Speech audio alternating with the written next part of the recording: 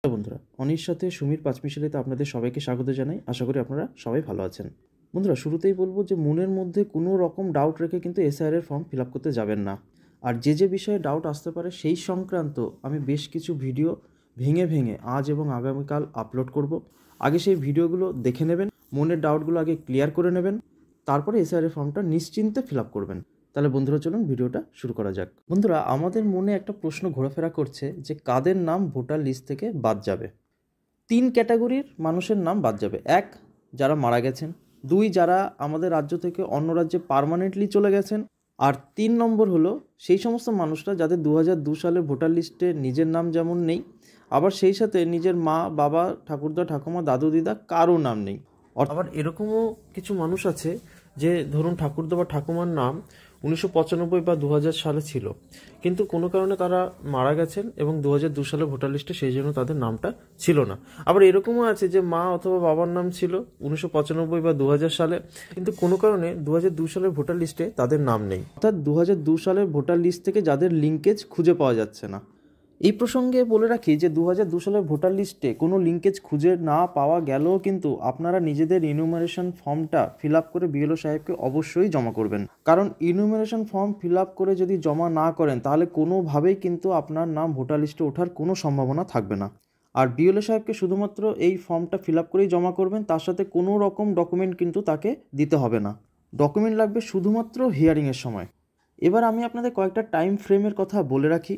বন্ধুরা, enumeration form submit করবার last date হলো ডিসেম্বর মাসের 4 তারিখ। অর্থাৎ এই 4 ডিসেম্বরের মধ্যেই কিন্তু বিএলও সাহেবকে আপনারা আপনাদের ফর্মটা জমা করে দেবেন। এরপর গুরুত্বপূর্ণ দিন হলো ডিসেম্বর মাসের 9 তারিখ, মানে 9 ডিসেম্বরে কিন্তু এই ড্রাফট রোল প্রকাশিত হবে। আর এই ড্রাফট রোল প্রকাশিত হওয়ার পর আপনাদের প্রথম কাজ হবে যে নিজের এবং পরিবারের সবার নাম এই রোলে আছে কিনা সেটা খুঁজে দেখে নেওয়া।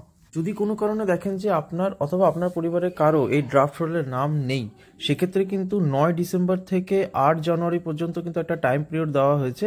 সেখানে কিন্তু আপনারা অ্যাপ্লাই করতে পারবেন নিজের অথবা পরিবারের যার নামটা বাদ গেছে তার নামটা এই ইলেকটোরাল রোলে তোলবার জন্য। তবে এক্ষেত্রে মনে রাখতে হবে যে জানুয়ারি মাসের 8 তারিখের মধ্যে কিন্তু আপনাকে অবশ্যই এই অ্যাপ্লিকেশনটা করতে হবে। বন্ধুরা, এক্ষেত্রে বলে রাখি যে ড্রাফট রোলে যদি কোনো কারণে নামটা ভুলবশত বাদ যায় তাহলে নাম অন্তর্ভুক্তিকরণের জন্য কিন্তু আপনাদের 6 নম্বর ফর্ম এবং সেই সাথে অ্যানেক্সচার 4 কিন্তু ফিল আপ করে জমা করতে হবে। আর এই ফর্ম দুটো কিন্তু আপনারা বিএলও সাহেবের কাছ থেকেই পাবেন। এই অ্যানেক্সচার 4টা দেওয়া থাকে এই কারণে যে 2002 সালে যদি বাবা, মা, দাদু, দিদা, ঠাকুরদা, ঠাকুমা কারো নাম যদি থেকে থাকে তাহলে তার ডিটেলটা এই অ্যানেক্সচার 4-এ ফিল আপ করতে হয়। এরপর আপনাদেরকে হিয়ারিংয়ে ডাকা হবে। বন্ধুরা, যাদের জন্ম 1987-র আগে তাদের তো নিজের একটা ডকুমেন্ট দেখালেই হবে, কিন্তু যাদের জন্ম 1987-র পরে তাদের ক্ষেত্রে কিন্তু মা বাবার ডকুমেন্টও কিন্তু নিয়ে যেতে হবে। আর এই ডকুমেন্ট হলো ইলেকশন কমিশন অফ ইন্ডিয়া যে 11টা নথি বলেছিল সেই 11টা নথির মধ্যে যে কোনো একটা ডকুমেন্ট হলেই চলবে। আর এবার আমি দুটো কেস নিয়ে আলোচনা করব। কেস 1, ধরুন আপনার ঠাকুরদা বা ঠাকুমার নাম 2002 সালের আগের ভোটার লিস্টে ছিল, ধরুন 1995 সালের ভোটার লিস্টে তাদের নাম ছিল, কিন্তু কোনো কারণে তারা 1998 বা 99 সালে তারা মারা গেছেন এবং 2002 সালে ভোটার লিস্টে তাদের নাম নেই। আবার আপনার মা এবং বাবা এনাদের ভোটার লিস্টে নাম উঠেছে ধরুন 2004 সালে, তাহলে সেক্ষেত্রে কি হবে? তাহলে বন্ধুরা, এক্ষেত্রে কিন্তু সেই 2002 সালের আগের যে ভোটার লিস্টে আপনার ঠাকুরদা বা ঠাকুমার নাম ছিল সেইটার একটা প্রিন্ট আউট করে রাখবেন, সেই সাথে ঠাকুরদা ঠাকুমার ডেথ সার্টিফিকেটটাও কিন্তু জোগাড় করে রাখবেন। এরপর আপনার মা এবং বাবার ভোটার লিস্টে নাম তোলবার জন্য ফর্ম 6 এবং অ্যানেক্সার 4 ফিল আপ করে সাবমিট করতে হবে। এরপরে ইআরও সাহেব হিয়ারিংয়ের জন্য ডাকবে, তখন আপনাদের এই প্রিন্ট আউটটা ডেথ সার্টিফিকেট নিয়ে যেতে হবে, যাতে করে এটা প্রমাণিত হবে যে আপনারা এদেশেরই নাগরিক ছিলেন।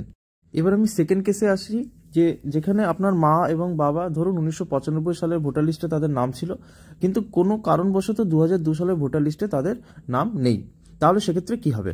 বন্ধুরা, সেক্ষেত্রে সেই একই নিয়ম, আপনারা সেই 1995 সালে যে জায়গাটাতে আপনার মা বাবার নামটা ছিল সেই জায়গার একটা প্রিন্ট আউট করে রাখবেন, সেই সাথে মা এবং বাবার যে সমস্ত ডকুমেন্ট রয়েছে সব ডকুমেন্টগুলোই কিন্তু আপনারা সাথে নিয়ে যাবেন হিয়ারিংয়ের সময়, যাতে করে অনায়াসেই কিন্তু যে 2026-এর ফাইনাল ইলেকটোরাল রোল প্রকাশিত হবে সেখানে কিন্তু আপনার মা এবং বাবার নাম উঠে যাবে।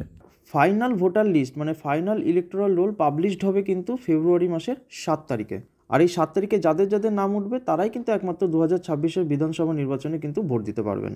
বন্ধুরা, এই প্রসঙ্গে আরেকটা কথা বলে রাখি যে ড্রাফট রোল যেটা ডিসেম্বর মাসের 9 তারিখে প্রকাশিত হবে, সেখানে যদি আপনার নামের বানান বা অন্য কিছুতে যদি আপনি ভুল দেখতে পান সেক্ষেত্রে আপনি কারেকশানের জন্য কিন্তু জানুয়ারি মাসের 8 তারিখ পর্যন্ত সময়সীমা পাবেন। সেক্ষেত্রে আপনাকে ফর্ম 8 ফিল আপ করে জমা দিতে হবে।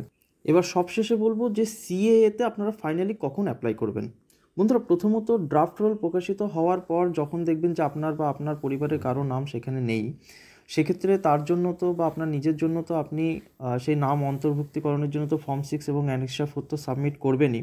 এবার তারপরও হিয়ারিংয়ের পর যদি দেখেন যে ইআরও সাহেব আপনার নামটা তোলেননি ফাইনাল ইলেকটোরাল রোলে, মানে যেটা ফেব্রুয়ারি মাসে প্রকাশিত হবে, সেই ফাইনাল ইলেকটোরাল রোলেও যদি দেখেন যে আপনার এবং আপনার পরিবারের কারো নাম নেই সেখানে, তার মানে এটা দাঁড়ালো যে আপনার পূর্বপুরুষদের কোনো লিঙ্কেজ কিন্তু খুঁজে পাওয়া যায়নি। অর্থাৎ আপনারা বংশ পরম্পরায় আপনারা পূর্বপুরুষগণ যে এদেশেই ছিলেন সেটা আপনারা প্রমাণ করতে পারেননি। বন্ধুরা, সেক্ষেত্রে একমাত্র উপায় হবে সিএএতে অ্যাপ্লাই করা, নাগরিকত্ব অর্জন করা, তারপরে আবার ভোটার লিস্টে নিজের নাম অন্তর্ভুক্তিকরণের জন্য অ্যাপ্লাই করা। তাহলে বন্ধুরা, আশা করি আপনাদেরকে আমি সঠিক তথ্য দিয়ে সাহায্য করতে পারলাম। যদি আপনারা আমার এই ভিডিওর মাধ্যমে একটু উপকৃত হয়ে থাকেন তাহলে অবশ্যই আমার এই চ্যানেলটিকে সাবস্ক্রাইব করবেন, সেই সাথে আমার এই ভিডিওটিকে অবশ্যই লাইক এবং শেয়ার করবেন, যাতে করে আপনার মতন আরও অনেক মানুষ উপকৃত হন। তাহলে বন্ধুরা, আজকের মতন টাটা।